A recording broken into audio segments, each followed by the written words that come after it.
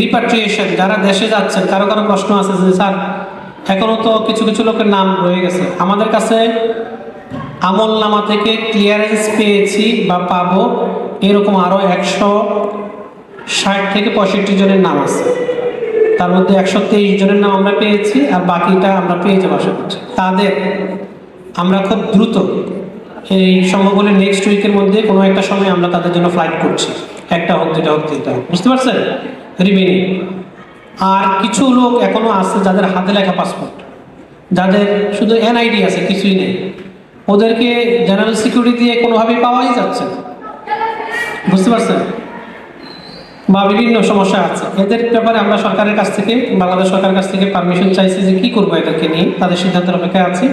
Otherwise যারা পর্যায়ক্রমে কাগজপত্র দিয়ে প্রসেস করে যাচ্ছেন তাদেরকে ইনশাল্লাহ যে কয়জন ডকুমেন্ট আছে তাদের সবাইকে পাঠানো হয়ে যাচ্ছে। কারণ এর মধ্যে প্রায় 1200 আমরা পাঠিয়েছি, অবশিষ্ট যে এই সংখ্যাটা আমরা বললাম প্রায় 160 জনের মতো বা 65 জনের মতো, এই সংখ্যাটাও তারা আগামী সপ্তাহে চলে যাবে।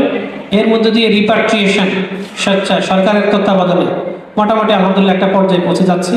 বাকি যারা আছে আমরা কিন্তু দেখেন ক্যাটাগরি ধরে ধরে সবাইকে ডাকছি।